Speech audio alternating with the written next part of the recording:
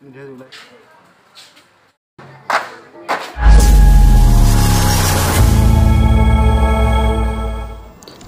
আপোনালোকক দেখুৱাম আচলতে চৰাইদেউ জিলাৰ এখন শিক্ষানুষ্ঠান চকাফা সিনিয়ৰ সেকেন্ডাৰী স্কুল আৰু এখন আমি উপস্থিত হৈছোহি ইয়াত আমাক আগবঢ়াই নিছে কলেজখনৰ সঞ্চালক লোহিত গগৈ ডাঙৰীয়াই এটো সামগ্ৰিক পৰিৱেশটো চাওক এটা খুব সুন্দৰ পৰিৱেশৰ মাজত তেওঁলোকৰ কলেজখন নতুনকৈ সাজি উলিয়াইছে আগতে বেলেগ এটা বিল্ডিং আছিল এটো আচলতে নতুন বিল্ডিং আমি বহুত দিন নিমন্ত্ৰণ জনাই থাকে কিন্তু যাবলৈ সময় নাপাওঁ আজি সেইকাৰণে চাবলৈ গৈছো আৰু তেওঁলোকৰ ফেচাছ পাতিব খুব সুন্দৰকৈ সজাই ৰাখিছে কলেজখন এটা নতুন আচলতে বিল্ডিং নতুন পৰিৱেশত কলেজখন পুনৰ প্ৰতিষ্ঠা কৰিছে তেওঁলোকে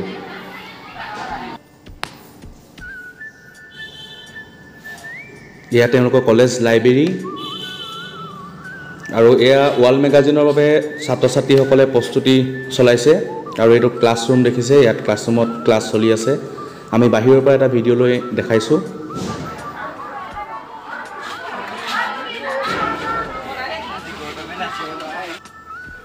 ৰখাল আড্ডা জোজা চলি আছে দৰাচলতে আহি উপস্থিত হলহি সোণাৰী এখন শিক্ষানুষ্ঠান চকাফা জুনিয়ৰ কলেজ বহুত দিনৰ পৰা তেখেতে মাতি থাকে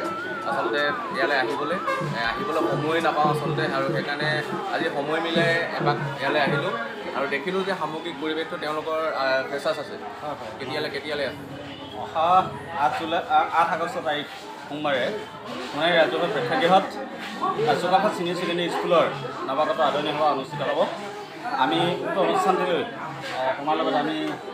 সোণাৰীবাসীক আমি আমন্ত্ৰণ জনাইছোঁ ঐতিহাসিক চেৰাইদেউৰ যি অগ্ৰণী শিক্ষানুষ্ঠান চকাফা ছিনিয়ৰ ছেকেণ্ডেৰী স্কুল 2014 চনতে প্ৰতিষ্ঠা কৰা হৈছিল আৰু এই বিদ্যালয়খনে বিগত বৰ্ষসমূহৰ দৰে এই বছৰো আমি নৱাগত আদৰণি সভা আমি অনুষ্ঠিত কৰিবলৈ লৈছোঁ ইয়ালৈ বিশেষভাৱে অসমৰ বিদ্যাৰ্থীৰ বিষয়ে লাগি থকা ডক্টৰ মনজিৎ গগৈ ছাৰ আৰু সোণাৰী সমাজজনৰ লগত জড়িত হৈ থকা বহু বৌদ্ধিক মহলৰ বহু ব্যক্তি আহি উপস্থিত হ'বহি মুকলি সভাৰ সমান্তৰালভাৱে বিভিন্ন সাংস্কৃতিক কাৰ্যসূচীও থাকিব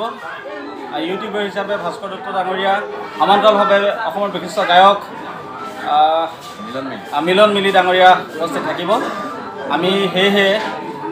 চৰাইদেউ বৌদ্ধিক মহল সমান্তৰালভাৱে উক্ত শিক্ষানুষ্ঠানৰ লগত জড়িত হৈ থকা সমূহ পৰিয়ালবৰ্গক আমি আমন্ত্ৰণ জনাইছোঁ আমাৰ টিপছাকি আচলতে ভাল লগাখিনি ভাল লগা ধৰণে ভাগ বতৰা কৰা সামান্য প্ৰয়াস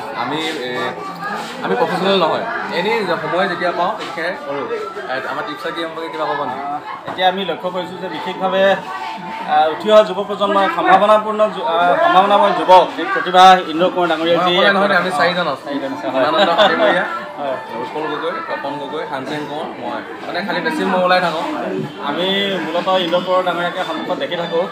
আৰু তেওঁলোকৰ প্ৰচেষ্টাত যি টিপছাকি আগবাঢ়ি যাবলৈ চেষ্টা কৰিছে বিভিন্ন দিশত বিদ্যাৰ্থীৰ দিশৰ সমান্তৰালভাৱে সাংস্কৃতিক বা সামাজিক দিশৰ অন্যান্য আনুষ্ঠানিক দিশসমূহ তেওঁলোকে যিধৰণে প্ৰতিফলিত কৰাৰ চেষ্টা কৰিছে আমি তেওঁলোকক আদৰণি জনাইছোঁ আৰু সোণাৰী সমাজজনৰ সমান্তৰালভাৱে চৰাইদেউ সমাজজনৰ সম্পৰ্কিত বিভিন্ন বিষয় তেওঁলোকে উপস্থাপন কৰে অতি সজোৰে আমিও আজি আনন্দিত হৈছোঁ যে চকাফা ছিনিয়ৰ ছেকেণ্ডেৰী স্কুললৈ আহি আপুনি আমাক আচলতে যিধৰণে বা